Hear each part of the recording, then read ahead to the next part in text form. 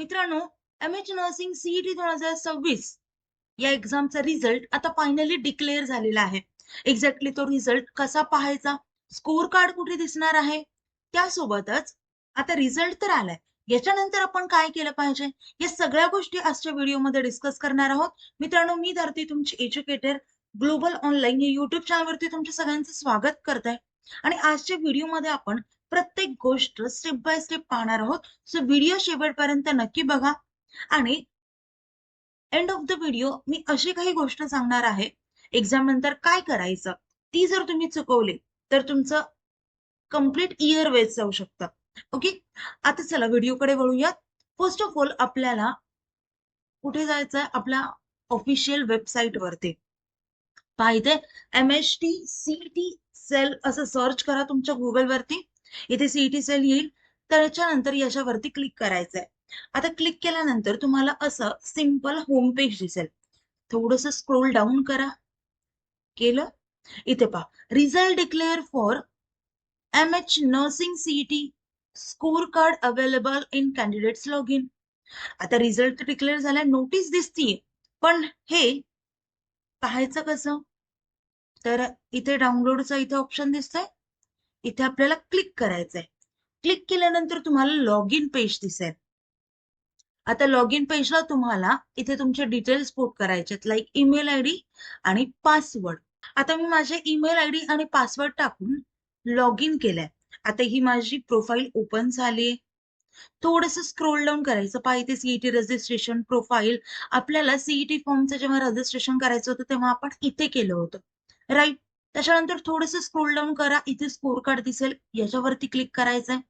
याच्यावरती क्लिक केल्यानंतर तुम्हाला इथे तुमच्या एक्झामचं नाव दिसेल, लाईक MH नर्सिंग CET 2026. त्यावरती क्लिक करायचं.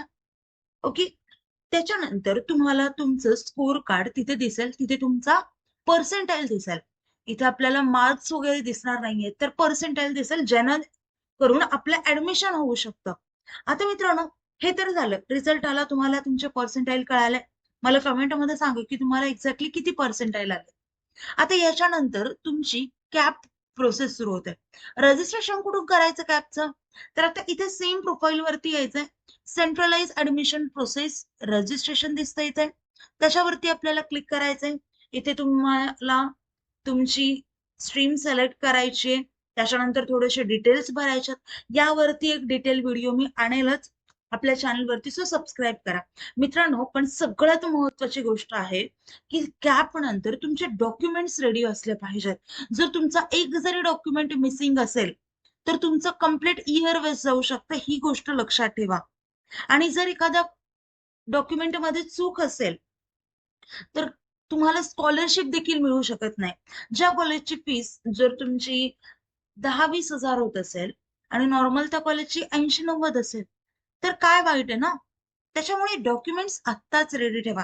मागच्या वर्षी सुद्धा 1-2 विद्यार्थ्यांचे डॉक्युमेंट्स नव्हते, त्यांना विनाकारण कंप्लीट फीस पे करावी लागली. तुमचं असं होऊ नये यासाठी सांगतेय की डॉक्युमेंट्स तुमचे रेडी ठेवा.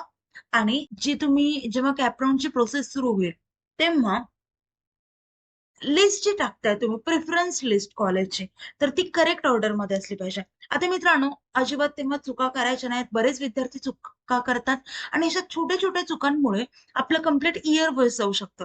त्याच्यासाठी सोल्युशन म्हणजे आपली काउन्सिलिंगची बॅच, ज्यामध्ये आपण पर्सनलाइज प्रेफरन्स लिस्ट तयार करून देतो.